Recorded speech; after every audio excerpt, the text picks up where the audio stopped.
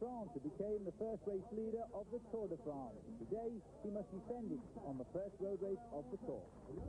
Hi, I'm Phil Liggett, and it's day 2 of the Tour de France, and you're watching it on SBS television.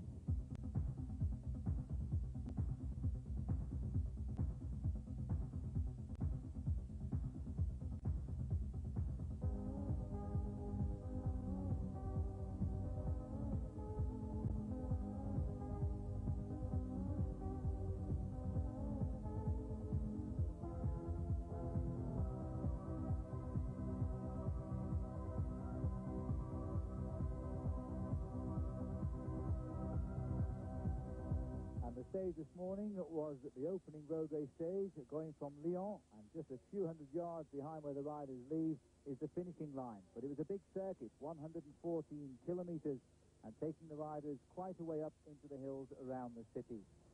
And the first rider to attack this morning was Rolf Yerman, the former Swiss national champion, riding his first Tour de France, and a very good climber indeed.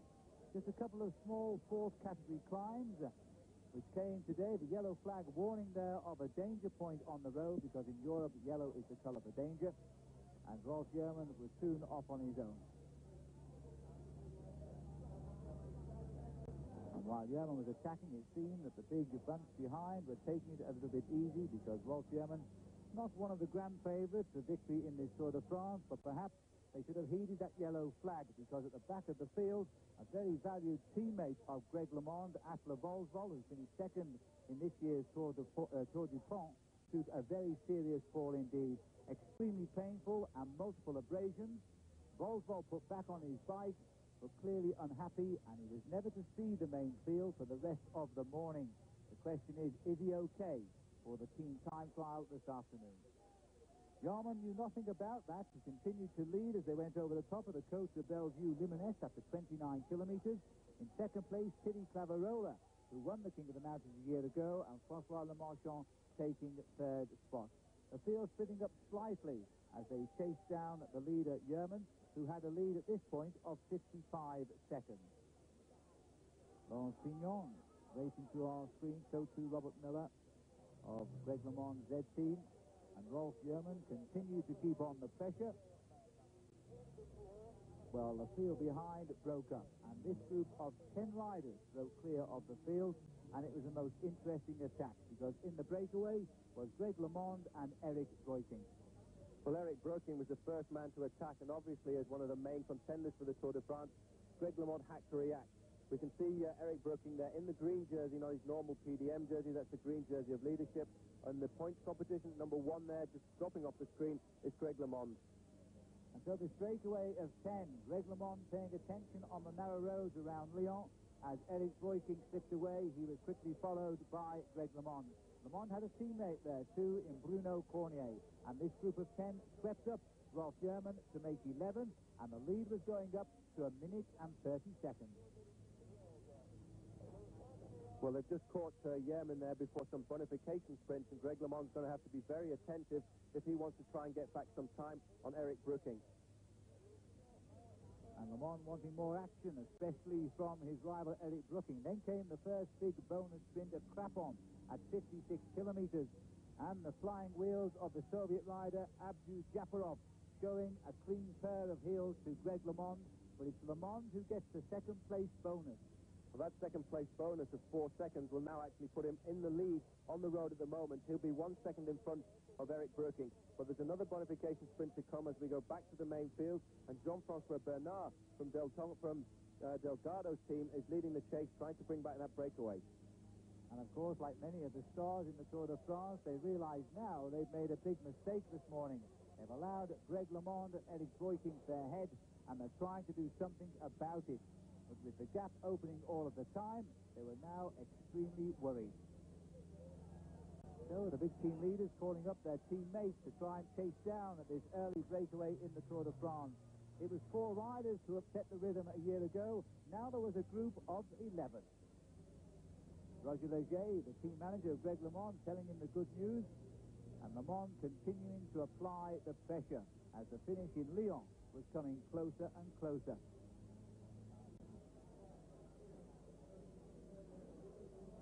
The main field reducing the gap to inside 1 minute and 30 seconds. But by the time they came to the second big sprint of the day at Vénissieux, 105 kilometers covered, Greg LeMond was finding his sprinting legs as well on the left of our picture. A superb finish by LeMond, beating Rolf Sorensen and Erik Breukink in the green jersey. 6 more seconds in the bag, 10 claims so far. Greg LeMond was building a lead in the Tour de France. Erik Breukink and Greg LeMond, the green and the blue. Then just the finish to come, the world champion Rudy Dahlin, who took his title in Japan, is trying to win at the opening road race stage of the Tour de France. He leads out the race. More bonuses for the first 3 riders on the line, so not surprisingly, Greg LeMond was taking an interest again. But it was the flying legs once more as Jumadilin ABDOUJAPAROV of the Soviet Union. Sean Kelly, trying to win his first stage for 10 years, takes second place. Greg LeMond finishes third and takes 4 more seconds in time bonus. Then came the wait to see just how long it would be before the main field came in. Greg LeMond in 2 days had left it in no doubt. He was back in this Tour de France and he was back to win it. The main field came in, 1 minute 44 seconds had ticked by. Add to that the 14 seconds time bonuses LeMond has collected, and today he has gained 1 minute 58 seconds over many of his feared rivals in this year's Tour de France. So the result of the stage, Jumadilin ABDOUJAPAROV looking extremely happy here on the podium, and well he might, his first stage win ever in the Tour de France. He gets the stage win from Sean Kelly, still searching for the stage win. He hasn't had one, in fact, since 1982. And Greg LeMond in third place, the world champion Rudy Dahlin taking 4th. The overall situation before the team time trial, Greg LeMond now leads the Tour de France by 11 seconds from Erik Breukink, and in third place ABDOUJAPAROV 23 seconds back, the same as the Danish rider Rolf Sorensen. Sean Kelly is in 5th place and Raul Alcala is 6th. Well, as always, as soon as the winner crosses the line, Paul Scherm is down out of the commentary box and in the melee to interview Greg LeMond. Greg, was that a plan this morning, or was it so dangerous? No, it was just a very dangerous course, and I took the opportunity. I looked back, we were away, and I knew once we had enough time, people were going to hesitate. And do you think that's good for you for the rest of the tour? You better believe it.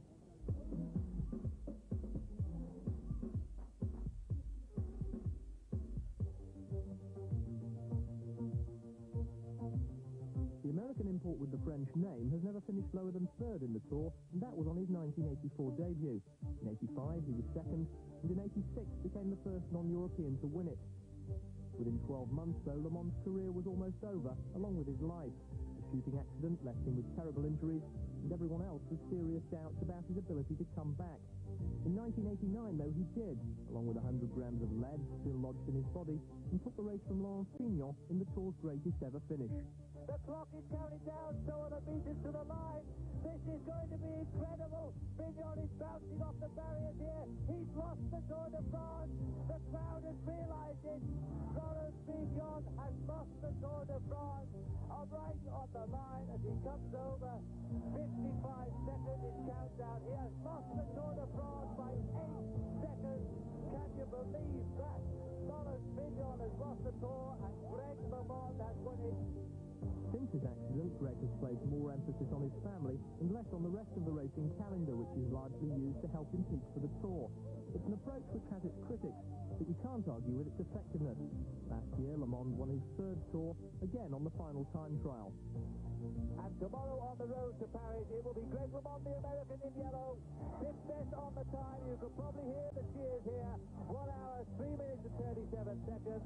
That should be enough now to give Greg LeMond the yellow jersey. This year, he's also been training for an attempt on the world's 1-hour record. Still, the Tour and the prospect of becoming the first man since Eddie Merckx to win it 3 years running remains his top priority. I thrive in this type of racing.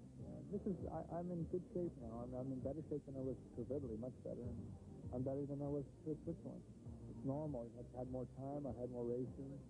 And each week I pass, I feel myself improving, especially in June. But see if I'll be up to the battle against Wilson and Bugno. We'll see. I can't tell you.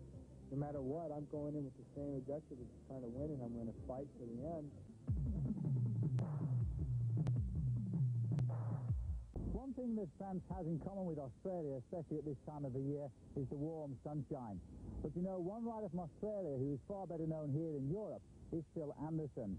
He's lived here now for more than 15 years. He's in the Tour de France, of course, and this morning before the start, Adrian Swift caught up with him. Phil Anderson is one of the oldest riders in the Tour, but also considered a formidable and impressive competitor. It was 10 years ago that Anderson turned pro, after winning gold at the 1978 Commonwealth Games. He's had a glorious career. 10th in his first Tour in 81, 5th in 82, and a stage win. And he was voted Young Rider of the Tour. In 85, 5th again. Now, 6 years later, Skippy, as he's known, is a veteran. So you don't have too many riders at my age left in the sport, and so it's, you know, it made me fight, and, you know, I wanted to prove to the world that I was still able to come up with good results, and, you know, I've achieved that. If his career hasn't been brilliant in the last few years, all that changed when he joined the American-based Motorola team in 1991. So far, he's won 2 races this year, and most recently scored a stage win in the Tour of Switzerland. In Le Tour 1991, he's got big plans. Yeah, look, you know, there's, I don't know, 23 stages here in the Tour, so, you know, I'm only asking for one of them. But keep watching. Keep watching, exactly. I hope to be up there. So it goes on, huh? Anderson is the first Australian to win a classic since the Hubert Opperman race here in 1931. Anderson's had his fair share of victories on the continent, but like everyone in the cycling world, he agrees there's only one big one, the Tour. Well, it's like the Wimbledon, you know, it's like the Grand Masters, it's like the Grand Final, it's like the Ashes. What can you say, you know, it's a sporting spectacle. It goes for 3 weeks. It's like running a marathon every day for close on a month. And on the road, there's always time for Anderson, the Motorola veteran, to chat with young Aussie newcomer Stephen Hodge on the Omse team. The team time trial, as you would expect, is all about teamwork. The riders take it in turns to ride at the front. The lead rider uses 20% more energy driving through the wind than those in his slipstream. After a stretch of around 100 yards, he will drop off the front and slip into the formation until his turn comes round again.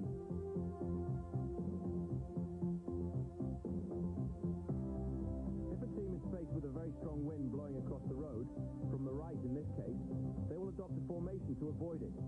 You see here the diagonal line that they've made across the road. This is known as an echelon. The closer the team rides together, the better for its efficiency. Here there is only a matter of inches between the riders. Quite dangerous, but they get the full benefit of each other's slipstream. If one rider is left behind, he will be sacrificed, providing he's not the team leader. The object of the team time trial is to get the leaders to the finish as quickly as possible.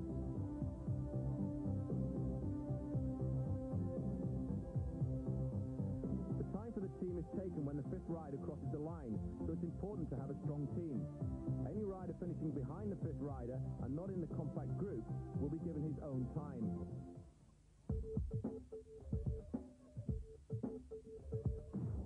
It looks as if ABDOUJAPAROV, this morning's winner, is actually getting dropped by the rest of his teammates there, so that was obviously a very difficult stage for him. Well, he's left a nasty hole there, and he's put his 2 teammates in a spot of trouble too, Zayner and Eric Maschler. They've been caught off the back as ABDOUJAPAROV, the winner this morning, is now going to have to ride alone. And it's not an armchair ride, by the way. If you're dropped by your team, if you can, in fact, be eliminated on the time based on the fastest team of the day. And so he'll be well aware of that, but he's got to stay in reasonable contact with his teammates as he drops away. And look at this, Paul, the team's in all sorts of trouble. Well, this really has caused havoc because ABDOUJAPAROV brought the other 2 riders off the back, but with Chiappucci, their leader for the Tour de France, they haven't waited for these 2 riders to come back into contest. Now the 5 riders, you can see, are just moving away now. Well, let's not forget that the time for a team time trial is taken on the 5th rider to cross the line. They seem to have realised now what's happened, so they're waiting to let the other 2 riders get back into contention. It's going to be very important because this is a hard circuit. It gets very windy towards the end, and you need as many riders as possible. They're just easing. They will have lost a little bit of time, but waiting for the 2 riders to come back. will help them. That is, in fact, Claudio Chiappucci, who is actually orchestrating everything and waiting now, probably waiting for Eric Mackler. And this is the arrival of the Motorola team from the United States. And it looks, Paul, as though they've kept most of their formation together. Yeah, it looks as if they may well have done that. Very good time, but I don't think they're going to beat the time of class at the moment.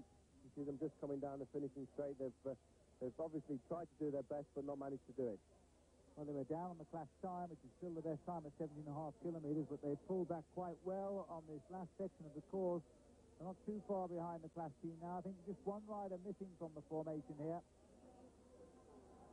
As we come up to the line for Motorola, 42 minutes, 22 seconds, a very good time.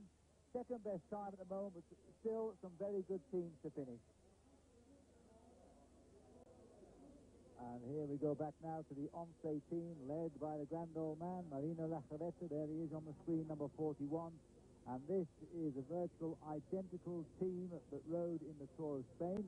And what a great Tour of Spain they had. They won it both on team and individual. The individual winner was number 47, Melchior Mauri. And they won the team time trial in that event as well. A lot of people think they might score the best time today. No indication yet as to how well they're going. No intermediate times available on the progress yet of the Once team. But they probably won't know either that the Austria team seems to be setting the targets for the rest to aim at. They're still the best time through the 17.5 kilometres point with 19 minutes and 54 seconds. There's Lacharetta, number 41. Just sliding to the back there. You can see from the way the riders were riding there, it was a straight line, so they're obviously riding into a headwind. The rider on the front will do 100, 200 metres, then he'll swing off and drop back to the back of the line so he can get back into the slipstream. And the arrival of the Carrera team with ABDOUJAPAROV sitting on the back there with his bright green jersey as the new leader of the Tour de France on point. That's for the most consistent daily finisher, of course. He took that jersey with his stage win this morning. And ABDOUJAPAROV has had a rough ride in his team time trial, but he's hung on to the bitter end with his team. Claudio Chiappucci wants to bring this rider home now with a good time. Chiappucci leading here. He needs the time, of course, the time taken on the fifth man. He looks over to see where that fifth man is, and then comes up to the line. 42 minutes, 32, fifth place for Chiappucci's team.